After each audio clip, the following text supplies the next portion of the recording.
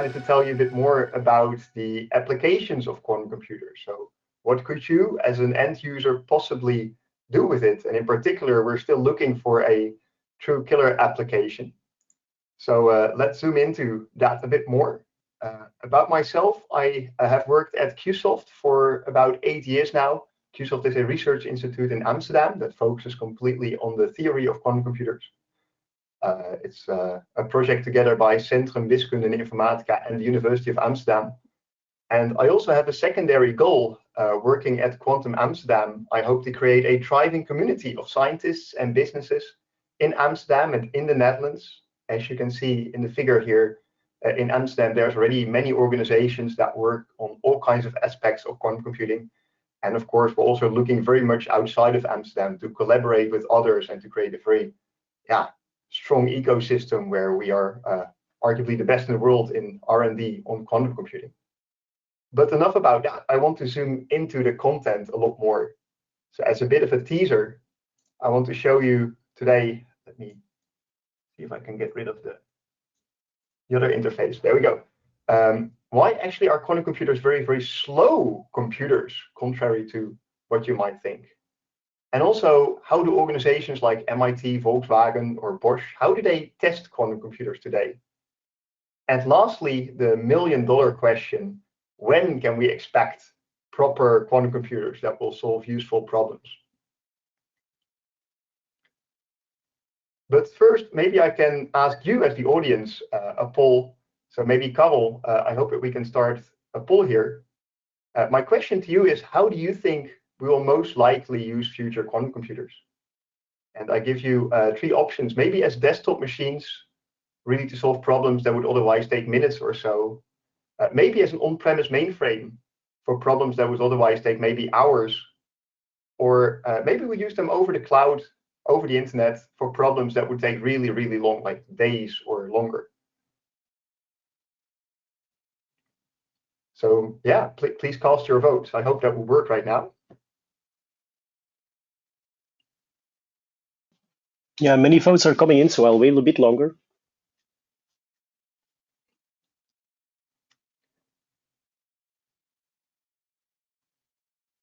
Yeah, let me know when the votes are staggering, then you can show them. And I hope that I can also see the results then.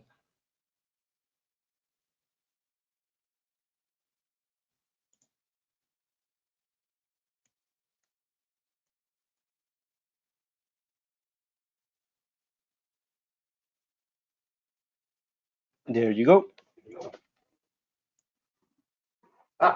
I'm very happy with these results.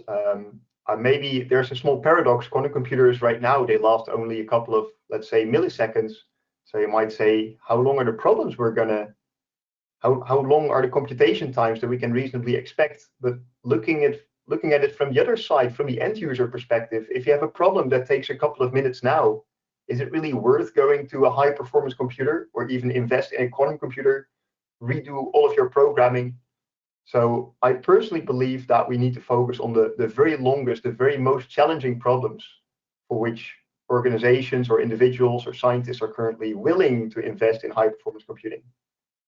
So I agree that probably over the cloud will be the most popular way to use quantum computers, and the on-premise option might be relevant for those that deal with, for example, data regulations, maybe banks that are worried about security.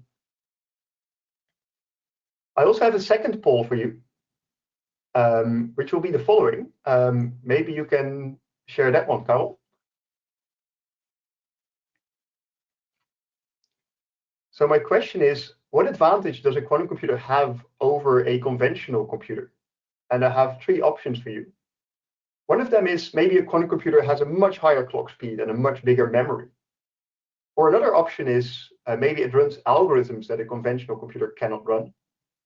Or lastly, maybe quantum computers are incredibly useful to run conventional stuff in parallel.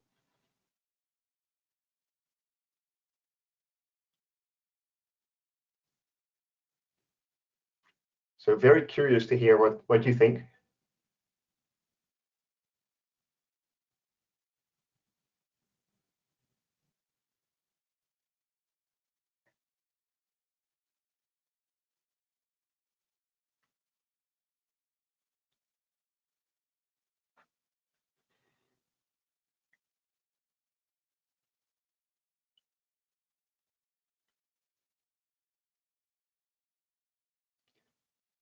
This is a fantastic audience. The correct answer is indeed quantum computers run algorithms that conventional computers cannot run. We expect that quantum computers, like the first option, we expect that quantum computers will actually be very slow. And you might have heard that they have a fantastic storage capacity, but that is also not entirely true. And you might have heard that quantum computers are fantastic at running tasks in parallel, but there is also a catch. They will definitely not run conventional tasks as we do them on a classical computer in parallel. So the main focus here should really be on algorithms. So if you see this, your main question should be, what are these quantum algorithms? How is it even possible that a computer runs a different kind of algorithm than a classical computer? So let me zoom into that. So I hope my presentation is back on screen. Yes, perfect. So we need to talk about quantum algorithms and why they are so exciting. And I would really love to show you an in-depth view of how a quantum algorithm works, but I think that's more part of a couple of weeks of a master's course.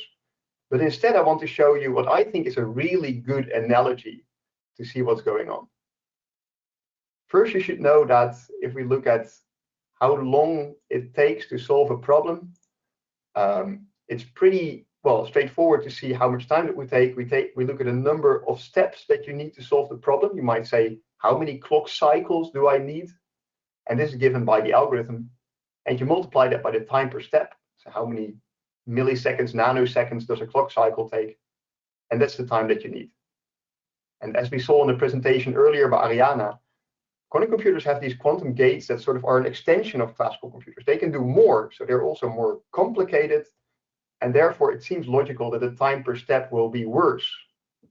They're simply harder to build. And it's the number of steps that we're going to dramatically reduce in order to get an advantage. And I'm borrowing this analogy from a fantastic website called Quantum.Country, where we see how is it even possible that you get this advantage taking fewer steps. And what you see here is the Mediterranean Sea. In the bottom here is Morocco, the top left, that is Spain.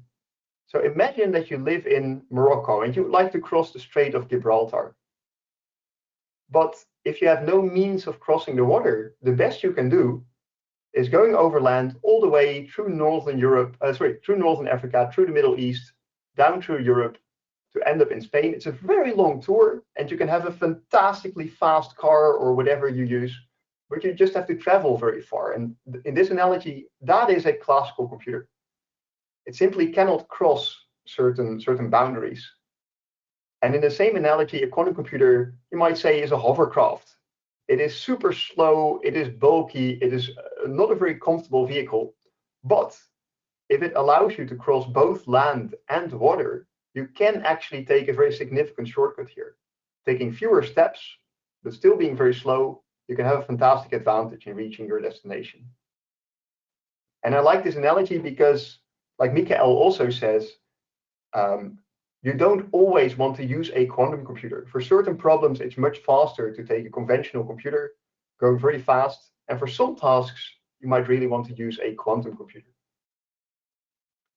So a natural next question is, okay, when do we have precisely this situation? When is a quantum computer really the way to go? So I want to talk about the algorithmic speedups that we know of, which ones are available.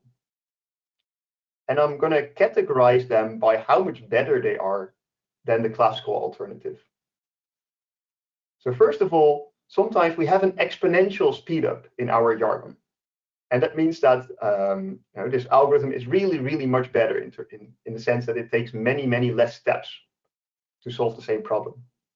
And an example here is factoring, which essentially breaks RSA, an important piece of cryptography on the internet. And also it's fantastic for simulations in chemistry. Then there is a second alternative. In our jargon, I call this a polynomial speedup, which is much more modest. And here we're looking at, for example, brute force search. You might have heard of the famous algorithm by Grover. There's also applications, for example, in solving differential equations, algorithms like Lasso, or looking at NP-complete problems, for example, the famous traveling salesman problem. And the case here, these speedups are very interesting and impressive, but considering that the quantum computer is also very slow, there's still a lot of debate as to whether these speedups are actually useful or not. Will they actually be faster than a good classical computer? We just don't know yet. And there's a last class. I'm drawing them a bit like a traffic light. So in red, there's no speed up. And there's various cases where you really don't want to use a quantum computer. For example, if you want to sort a list or load a simple web page. And I'm also putting big data here with a question mark, because as far as we know, loading data into a quantum computer is relatively slow. So if it's really about a simple task on a lot of data, I don't expect a quantum computer to be very useful. Now, this might look a bit pessimistic because the only really good applications are, they're very specialistic. Luckily, there is another class of applications, class of algorithms, and I will call them heuristic algorithms, which means that we don't know for sure how much better they will be, but we have heuristic arguments why they might be useful. And I'm mentioning two examples here. One of them is quantum annealing, which is an optimization procedure. And another one is called variational quantum circuits. And these have a pretty wide applicability. So I mentioned some examples here. They're useful in chemistry, but also optimization. People use them for, I guess, basic versions of machine learning. You can solve differential equations with them and many others. And they're in this gray cloud because I guess there's still no consensus on whether these algorithms will have a massive speedup or not. We also just don't know yet. And what I often get as a question is, okay, show me some examples. How are these things actually being used? So I want to show a couple of examples. Firstly, in these heuristic algorithms, and secondly, in chemistry simulations. And I won't go into too many details, but in the end, I'll have a list of references that you can look at, and you can download a handout with all the links to all of the papers that correspond to the things I want to show you. Okay, so let's dive into these examples. Let's see what we have. A very early example that is often mentioned is this work by Volkswagen together with a Canadian company called D-Wave that builds a quantum annealer. And what they do is optimize the traffic from and to the Beijing airport. So in these pictures on the top right, you see the airport in Beijing. On the bottom left, there is the city center. Of course, everyone wants to drive between those two. And what you see here in these different colors is the congestion on the road. So what they did, they optimized giving taxis a different route to the city center. So as you can see on the right side, you'll see that the congestion is much more spread out, and in the end, everyone reached their destination much faster. Maybe as small print here, I've not seen a detailed technical report of this work. So if anyone has any, please let me know. But there's very few details about this. Luckily, I have many more examples where everything is very explicitly documented in proper papers. So let's look at them. Much more recently, there's this spin-off from MIT called QEra. And they build sort of quantum simulators, which are sort of limited. They don't allow you to run any algorithm, but there is a specific algorithm that they can run. And this is one of the biggest computations I have seen because they use 289 qubits for this. And the problem we're looking at is called maximum independent set. So let me first introduce this. I'm looking at a graph like here on the screen. This graph consists of little balls, vertices, that are connected by lines, edges. And if there's an edge, a line between two of these balls, they are neighbors. Now what I want to do, I want to color as many as possible of these vertices. I want to color them red, but they cannot touch. So no two neighbors can be red at the same time. And then the optimization problem is, can you give me the configuration where you can color as many as possible of these vertices red? And here you see, I think, the solution to this problem. In total, you can color 6 of them red. And I expect that there's no way to do this with 7 balls, with 7 vertices. So let's take a look at how they do this on a quantum computer. So these guys at QEra, they use neutral atoms. And the special property of them is that you can really lay them down in a pattern to your own liking. They can really pick up the atoms and place them where they like. So they literally made this spatial layout, every one of these little pixely dots that should be an atom. And you see some sort of virtual connections between them, which means that they are relatively close to each other. And we can just, at first we don't know yet which ones to color, so we can just pretend that none of them are colored. And then some quantum evolution takes place, which is similar to the quantum gates that Ariana was also talking about. So the quantum computer does sort of some random kind of circuit. And in the end, you will see that there's an outcome, hopefully a good one. But often when we do this at first, it's not good at all. And that's why a classical computer has to measure this whole thing, look at it, and maybe make changes to this quantum evolution.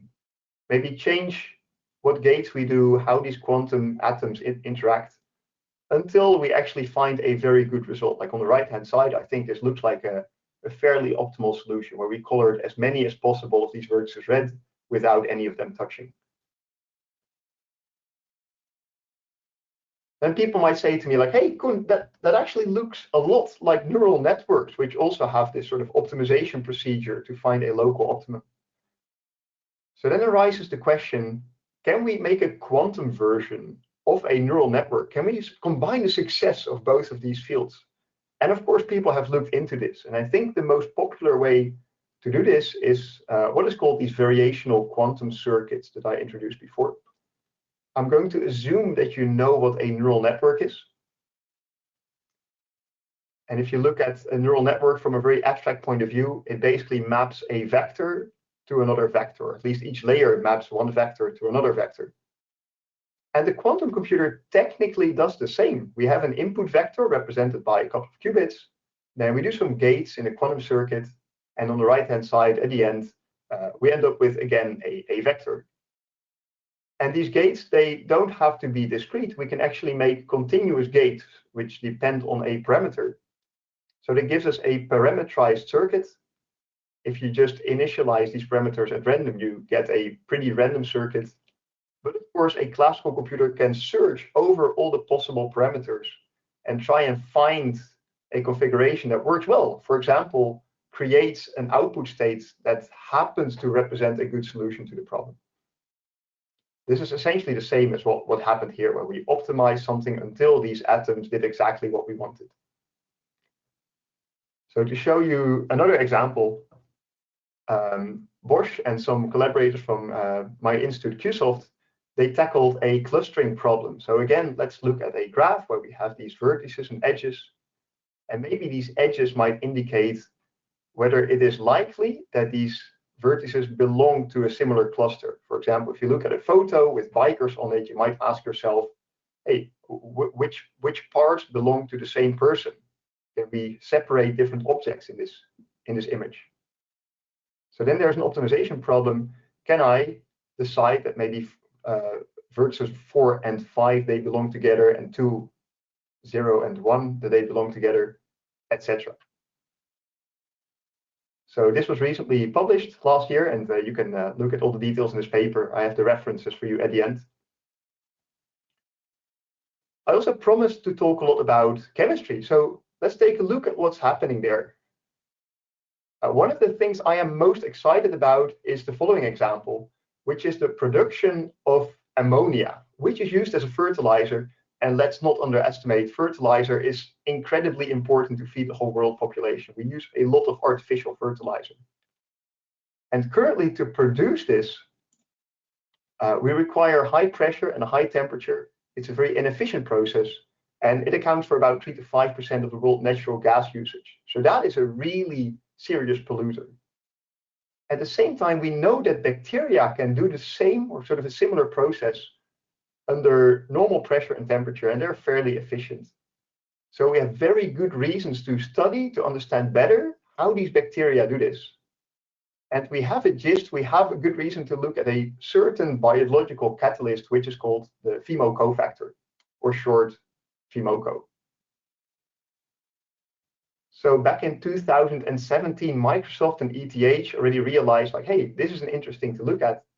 And in a paper, they say, we show that a quantum computer can be used to elucidate reaction mechanics in complex chemical systems using the open problem of biological nitrogen fixation as an example. And this nitrogen fixation is exactly what happens when you produce ammonia. And a couple of years later, this is a paper from Google and collaborators. Sorry, I'm trying to get the interface out of the way. There we go. They say that one would require approximately 4 million physical qubits and 4 days of runtime to compute the energies of FOMOCO. And the energies is typically what chemists want to know to understand such a chemical better. So 4 million qubits, well, we're not there yet, but it's also not a ridiculously large number, as we will see. So we're not there yet. I can give you an example of what can be done today. This is the work by a company called IonQ, and what they simulate is something I've never encountered before, but they were studying it. This is a ring of hydrogen atoms, 10 hydrogen atoms. And what you will see as a result typically looks something like this. You'll see a graph with, on the horizontal scale, the distance between the atoms, and on the vertical scale, the energy of the most favorable configuration. You can picture that there's multiple electrons involved, and we need to find the best way to configure them and sort of, for each bond distance, find the optimal configuration. And of course, for a paper, you would really want to show something like this, where your experimental results sit very, very closely to, I guess, what is known in chemistry or what a classical simulation would do, which is indeed what you see here. And especially they predict the optimal bond length correctly. So I've shown you a couple of different speedups. We know that certain chemistry applications are very, very promising. We know that breaking code is a very good application. And we know that there's many heuristic algorithms, of which we're not totally sure yet, but for which we have really, really good reasons to study them better. Then I think I have just a bit more time to look at another question, which I get very often, sort of $1 million question.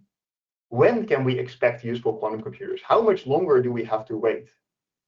And this is, of course, a prediction. I know there's many, many different opinions about it. I try to back this up with some arguments, but I'm sure people will have much higher or lower estimates than me, so I'm happy to discuss. But this is what I think are the best arguments. So I'm going to make a plot with, on the horizontal axis, the years going from 2020 to maybe, let's say, 2050 or 2060. And on the vertical scale, I want to plot the number of qubits that we will have at that year. Of course, number of qubits is not everything. We also care about quality and many other things. But for simplicity, let's look only at the number of qubits for now. And we already saw that useful applications require over 1 million qubits. For example, the simulation of FOMOCO required 4 million qubits. So that's the paper on the top here. And at the bottom, these people very kindly put all the information I need in the title of their paper. They say how to factor 2048-bit RSA integers in 8 hours using 20 million qubits. Okay, so 20 million qubits is roughly, it's a good order of magnitude estimate of what we need.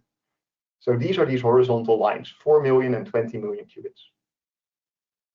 Now, if we would follow Moore's law, going from about 100 qubits today and then doubling every 2 years, that catches a very pessimistic view, because then we would have to wait for another, what, like 30 years before we will have quantum computers that can even do this, or at least have enough qubits. But we can be a bit more optimistic. What I'm showing here is IBM's roadmap. And the number of qubits is increasing really, really rapidly. For example, this year they hope to announce a computer with more than 1,000 qubits. And they also estimated that they would have 1 million qubits in 2030. But that's much faster than Moore's law. In fact, this is what happens if I plot sort of an extrapolation of IBM's timeline. And here it shows that in the early 2030s, we might have enough qubits. Now, I think IBM's timeline is somewhat optimistic, although so far they managed to adhere to their own plans. And also, I'm not sure if the qubits will be good enough at that time. But based on this, I think it's reasonable to expect that we have computers that can do these two things, like simulating FOMOCO and breaking RSA, I think it's reasonable to expect to have them in the early 2030s. And this is also what you get if you have a questionnaire among many experts. Their opinions are wildly divergent, but sort of the average is that in about 10 to 16 years or so, we might have useful quantum computers. So I've shown you many things. If you want to look at references, I have this website called guide-to-quantum.com, on which I often write articles about the same kind of topics. I also have a long list of resources that you can download as a handout. And I want to leave it there, and I'm very much open to questions.